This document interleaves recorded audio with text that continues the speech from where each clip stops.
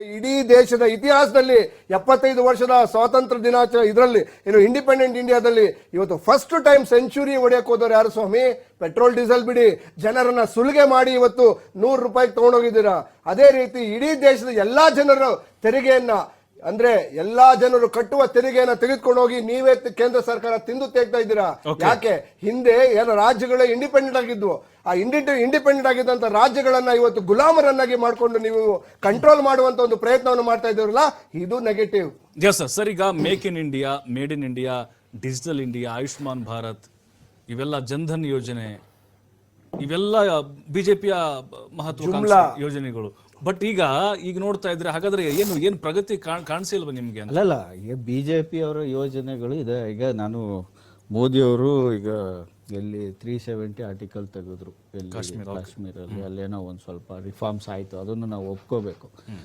ಮತ್ತೆ ಈಗ ನೀವೇನಂದ್ರಿ ಜನ್ಧನ್ ಖಾತೆ, make in India, digital India, ಹೌದು ಎಲ್ಲ ಆಗಿದೆ. ಹೆಂಗೆ ಅಂದ್ರೆ ಈಗ ಡಿಜಿಟಲ್ ಇಂಡಿಯಾ ಆಗಿದೆ. ಯಾವ ರೀತಿ ಅಂದ್ರೆ ನೀವು ಬ್ಯಾಂಕಲ್ಲಿ ದುಡ್ಡು ಇಟ್ಟಿದ್ದೀರಾ, ಮೊಬೈಲಲ್ಲಿ ದುಡ್ಡು ಇಟ್ಟಿದ್ದೀರಾ ಅನ್ನೋ ಕ್ವಶನ್ ಬಂದ್ಬಿಟ್ಟಿದೆ ಇವತ್ತು ಒಬ್ಬ ವ್ಯಕ್ತಿ ಅವನು ಬ್ಯಾಂಕಲ್ಲಿ 50 ಲಕ್ಷ ಇಡ್ಲಿ, 1 ಕೋಟಿ ಇಡ್ಲಿ, 2 ಕೋಟಿ ಇಡ್ಲಿ, ಫ್ರಾಡ್ ಆದ್ರೆ ಇವ್ರು ಕೊಡೋದು ಬರೀ 5 ಲಕ್ಷ ಅಂತ. ಅಂದ್ರೆ ಇವತ್ತು ವ್ಯವಸ್ಥೆ ಎಷ್ಟು ಬ್ಯಾಂಕ್ನು ನಂಬೇಡಿ ಅಂತ ಗೌರ್ಮೆಂಟೇ ಹೇಳ್ಬಿಟ್ಟೈತೆ. ಅಂದ್ರೆ ನೀನು 1 ಕೋಟಿ ಅಲ್ಲ 10 ಕೋಟಿ ಇಡು, ನೀನು ಫ್ರಾಡ್ ಆದ್ರೆ ನಾವು ಕೊಡೋದೇ 5 ಲಕ್ಷ ಒಂದು ಅಕೌಂಟ್ಗೆ.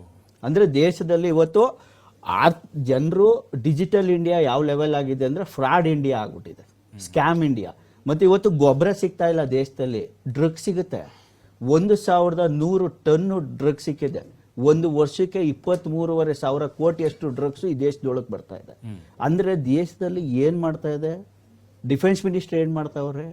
ನಮ್ಮ ವ್ಯವಸ್ಥೆ ಎಷ್ಟು ಹಾಳಾಗಿದೆ, ಹೊರಗಿನ ವ್ಯವಸ್ಥೆ. ಇಷ್ಟು ಡ್ರಗ್ಸ್ ಈ ದೇಶದೊಳಗೆ. ಮೊನ್ನೆ ಡೆಲ್ಲಿಲಿ 8,000 ಕೋಟಿ ಡ್ರಗ್ಸ್ ಒಂದು ಏರೋಪ್ಲೇನ್ ಅಲ್ಲಿ ಡೆಲ್ಲಿ ಏರ್ಪೋರ್ಟ್ ಬಿಟ್ಟು ಆಚೆ ಬಂದಿರುತ್ತೆ, ಆಚೆಲ್ ಸಿಕ್ಕಾಕೊಳ್ಳುತ್ತೆ. ಅಲ್ಲಿಗೆ ಏರ್ಪೋರ್ಟ್ ಅಥಾರಿಟಿಗಳನ್ನ ಇವರು ಪ್ರೈವೇಟ್ಗೆ ಮಾಡಿರೋದ್ರಿಂದ ಅವುಗಳಲ್ಲಿ ಫೇಲ್ಯೂರ್ ಇದೆಯಾ? ಹೇಳೋದು ಕೇಳಿದ್ರೆ ಏನಂತಾರೆ, ಮೆಷಿನ್ ಡಿಟೆಕ್ಟ್ ಮಾಡ್ತಾ ಇಲ್ಲ. ಅಂದ್ರೆ ಇವ್ರು ಗೌರ್ಮೆಂಟ್ ಅಲ್ಲಿ ನಡೆಸಿದಾಗ ಈ ಸಮಸ್ಯೆ ಐತಿಲ್ಲ, ಈಗ ಪ್ರೈವೇಟ್ಗೆ ಹೋದ್ಮೇಲೆ ಮೆಷಿನ್ ಡಿಟೆಕ್ಟ್ ಮಾಡ್ತಾ ಇಲ್ವಾ ಏರ್ಪೋರ್ಟ್ಗಳಲ್ಲಿ? ಬರೀ ಬೆಂಗಳೂರು ಇಂಟರ್ನ್ಯಾಷನಲ್ ಏರ್ಪೋರ್ಟ್ ಅಲ್ಲೇ 10 ಕೋಟಿ ರೂಪಾಯಿ ಡ್ರಗ್ಸು ಆಚೆ ಬಂದಿದೆ. ಅಲ್ಲೆಲ್ಲೋ ಕೇರಳ ಬಾರ್ಡರ್ ಅಲ್ಲಿ ತಗಲಾಕೊಳ್ಳುತ್ತೆ. ಅಂದ್ರೆ ಈ ಡ್ರಗ್ಸ್ಗಳು ಈ ಪ್ರಮಾಣದಲ್ಲಿ ಇವೆಲ್ಲ ಏರ್ಪೋರ್ಟ್ ಎಲ್ಲ ಯಾರ ಅಂಡರ್ ಅಲ್ಲಿ ಇದಾವೆ? ಸೆಂಟ್ರಲ್ ಗೌರ್ಮೆಂಟ್ ಅಂಡರ್ ಅಲ್ಲಿ ಇದಾವೆ ಇವು. ಅಂದ್ರೆ ಅದನ್ನ ಗೌರ್ಮೆಂಟ್ ನಡೆಸೋ ಒಂದು ಪರಿಸ್ಥಿತಿಲಿ ಇಲ್ಲ. ಅಂದ್ರೆ ದೇಶದ ಭದ್ರತೆ ಪೂರ್ತಿ ಸತ್ತೋಗಿದೆ. ಡ್ರಗ್ಸ್ ಕಂಪ್ಲೀಟ್ ಈ ದೇಶದಲ್ಲಿ ಗೊಬ್ಬರ ಸಿಗದೆ ಇರ್ಬೋದು, ನಿಮಗೆ ಡ್ರಗ್ಸ್ ಸಿಕ್ಕತ್ತೆ ಎಲ್ಲಿ ಬೇಕಾದ್ರು. ಆ ಒಂದು ಪರಿಸ್ಥಿತಿಗೆ ದೇಶ ತಳ್ಳಿದ್ದಾರೆ.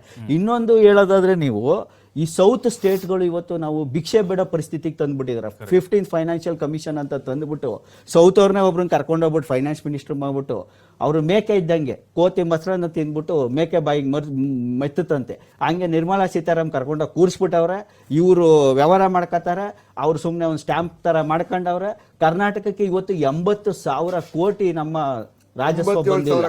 87,000 ಕೋಟಿ ಅಷ್ಟು ದುಡ್ಡು ಬಂದಿಲ್ಲ. ಡೆವಲಪ್ಮೆಂಟ್ ಏನಾಗಬೇಕು? ನಮ್ಮ ವ್ಯವಸ್ಥೆ ಏನಾಗಬೇಕು? ನಾವು ಇಷ್ಟು ಕಷ್ಟಪಟ್ಟು ಕಟ್ಟಿದಂತ ತೆರಿಗೆಗೆ ಏನಾಗಬೇಕು ವ್ಯವಸ್ಥೆಗೆ?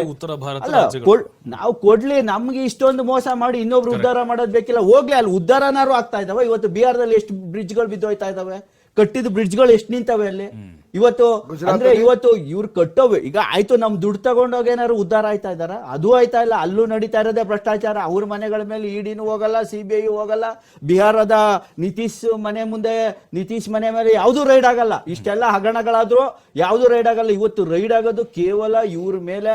ಯಾರು ಪ್ರಗತಿ ಸಾಧಿಸುವಂತ ಮಿನಿಸ್ಟರ್ಗಳು ಇರ್ತಾರೆ, ಯಾರು ಪ್ರಗತಿ ಸಾಧಿಸುವಂತ ಇವ್ರು ಇರ್ತಾರೆ, ಅವ್ರ ಮೇಲೆ ಬರೀ ರೈಡ್ ಮಾಡ್ಕೊಂಡು ಕೂತ್ಕೊಳ್ಳೋದು. ಆಮೇಲೆ ಇನ್ನೊಂದು ಹೇಳಿದ್ರು, ಕೋವಿಡ್ ಟೈಮ್ ಅಲ್ಲಿ PM ಕೇರ್ ಫಂಡ್ ಆ ದುಡ್ಡು ತಗೊಂಡ್ರು, PM ಅದನ್ನ ಫಂಡ್ ಬಳಸಲೇ ಇಲ್ಲ, ಕೋವಿಡ್ ಬಳಸಲೇ ಇಲ್ಲ. ದುಡ್ಡು ಏನ್ ಮಾಡಿದ್ರು? ಆಮೇಲೆ ಕೇಳಿದ್ರು ಇದು ಪ್ರೈವೇಟ್ ಇದು ಅಂದ್ರು. ಅಂದ್ರೆ ಪ್ರೈವೇಟ್ ಆದ್ಮೇಲೆ ನೀವು ಯಾವುದೇ ಒಂದು ಕೆನರಾ ಬ್ಯಾಂಕ್ ಆಪ್ ತೆಗೆದ್ರು ಅದ್ರ ಕೆಳಗಡೆ PM ಕೇರ್ ಅಂತ ಬರ್ತಿತ್ತು. ನಾವು ಜನಗಳೆಲ್ಲ ದುಡ್ಡು ಹಾಕಿದ್ದಕ್ಕೆ ಇದು ಗೌರ್ಮೆಂಟ್ ಟ್ರಸ್ಟ್ ಅಂತ, ಕೊನೆಗೆ ಹೇಳ್ತಾರೆ ಇದು ಪ್ರೈವೇಟ್ ಟ್ರಸ್ಟ್ ಅಂತಾರೆ. ಅಂದ್ರೆ ಇವ್ರನ್ನ ಯಾವ ರೀತಿ ಟ್ರಸ್ಟ್ ಮಾಡ್ಬೇಕು ನಾವು? ಅಂದ್ರೆ ಕಂಪ್ಲೀಟ್ ಫ್ರಾಡ್ ಮಾಡ್ಕೊಂಡೇ ಬಂದ್ಬಿಟ್ಟು ದೇಶನ ಇವತ್ತು ನಾವು ಹಂಗ್ ಮಾಡ್ತೀವಿ, ಇನ್ನೂ ಮಾಡ್ತೀವಿ ಅಂತಲೇ ಇದಾರೆ ಹೊರತು ಮಾಡಕ್ಕೆ ಯೋಗ್ಯತೆ ಅಂತೂ ಇಲ್ಲ. ನನ್ನ ಪ್ರಕಾರ ಸಂಪೂರ್ಣ ದೇಶವನ್ನ ಅಧೋಗತಿಗೆ ತಂದಿದ್ದಾರೆ.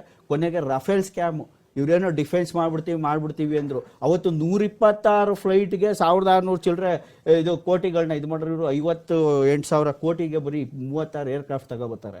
ಆಮೇಲೆ ಅವ್ನು CBI ಚೀಫ್ ಆ ಕೇಸ್ನ ಓಪನ್ ಮಾಡಿದ್ರೆ ರಾತ್ರಿನೇ CBI ಚೀಫ್ನ ಎತ್ತಾಕ್ತಾರೆ. ಅಂದ್ರೆ ಇವರು ಎಲ್ಲಾರನ್ನೂ ಎದುರಿಸ್ಕೊಂಡು ಸ್ವಾಯತ್ತತೆ ಸಂಸ್ಥೆಗಳನ್ನ ಎದುರಿಸ್ಕೊಂಡು ಮಾಡಿಕೊಂಡು ಇವತ್ತು ದೇಶವನ್ನ ಯಾವ ಲೆವೆಲ್ಗೆ ತಂದಿದ್ದಾರೆ. ಆಮೇಲೆ ಬೇಡ, ಹಂಗರ್ ಇಂಡೆಕ್ಸ್ ಇವತ್ತು ಎಷ್ಟಿದೆ, 104ನೇ ರ್ಯಾಂಕ್ ಬಂದಿದೆ ಈ ದೇಶ. 127 ದೇಶಗಳಲ್ಲಿ ಹಂಗರ್ ಇಂಡೆಕ್ಸ್ 104ನೇ ಸ್ಥಾನಕ್ಕೆ ಬಂದಿದೆ. ಅಂದ್ರೆ ಹೋಗ್ಲಿ ಇವರು ಬಡತನನಾರು ಮೇಲೆ ಎತ್ತುತ್ತಾ ಇದ್ದಾರಾ? ಇಲ್ಲ.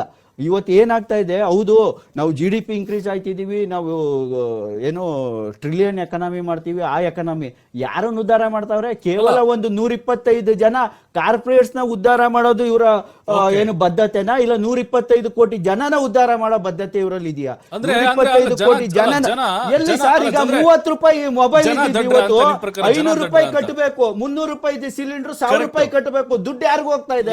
ಟೆಲಿಕಾಂ ಯಾರಿಗೂ ಹೋಗ್ತಾ ಇದೆ? ಟೋಲ್ ಯಾರಿಗೂ ಹೋಗ್ತಾ ಇದೆ? ಇವತ್ತು ಟೋಲ್ಗಳು ತಗೊಳ್ಳಿ, ಟೋಲ್ಗಳಂತ ಫ್ರಾಡು 60 ಕಿಲೋಮೀಟರ್ ಇಲ್ಲ, ಎಲ್ಲಾ ಕಡೆ 40 ಕಿಲೋಮೀಟರ್ಗೆ ಮಧ್ಯ ಟೋಲ್ಗಳ ಕಂಡವ್ರೆ. ಇವರ ಏಜೆಂಟ್ಗಳವರು ಏನು ಬಿಜೆಪಿ ಪಕ್ಷದ ಏಜೆಂಟ್ಗಳವರು ಟೋಲ್ಗಳು ಹಾಕಿರೋರು, ಟೋಲ್ಗಳು ಕಿತ್ತಾಕ್ಸಿ ಎಷ್ಟೋ ಕಡೆ ಟೈಮ್ ಮುಗ್ದೋಗಿದೆ. ಆ ಟೋಲ್ಗಳನ್ನ ಯಾಕೆ ನಡೆಸ್ತಾ ಇದ್ದಾರೆ? ನಾನು ಹೇಳ್ತಾ ಇರೋದು, ಇವತ್ತು ನೋಡಿ ದೇಶದ ಎಕಾನಮಿ ಎಲ್ಲಿ ಹೋಗ್ತಾ ಇದೆ ಅಂದ್ರೆ ಮೊಬೈಲು, ಮತ್ತೆ ಪೆಟ್ರೋಲ್, ಡೀಸೆಲ್, ಗ್ಯಾಸು, ಟೋಲು, ಈ 4ರಲ್ಲಿ ಲೂಟಿ ಮಾಡ್ತಾ ಇದ್ದಾರೆ. ಜನರನ್ನ ಡೈಲಿ ಲೂಟಿ ಮಾಡ್ತಾ ಇದ್ದಾರೆ. ಇದನ್ನ ಲೂಟಿ ಮಾಡೋದ್ರ ಜೊತೆಗೆ ಬ್ರಿಟಿಷರು ಹಾಲು ಮೊಸರು ಟ್ಯಾಕ್ಸ್ ಹಾಕಿರ್ಲಿಲ್ಲ, ಇವರು ಹಾಲು ಮೊಸರು ಬಿಡ್ತಾ ಇಲ್ಲ, ಟ್ಯಾಕ್ಸ್ ಹಾಕ್ತಾ ಇದ್ದಾರೆ.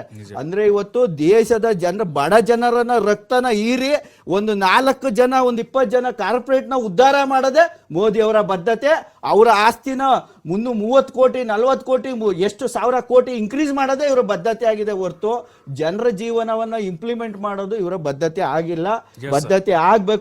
ಜನರಿಗೆ ಇವತ್ತೇನು ಇನ್ಫ್ಲೇಷನ್ ಇದೆ ಅದು ಕಡಿಮೆ ಆಗ್ಬೇಕು. ಇನ್ಫ್ಲೇಷನ್ ಕಡಿಮೆ ಆದ್ರೇನೆ ಜನ ಜೀವನ ಸುಧಾರಿಸೋದು ಅಂತ ನಾನು ಹೇಳ್ತೀನಿ ಸರ್. ಅಲ್ಲ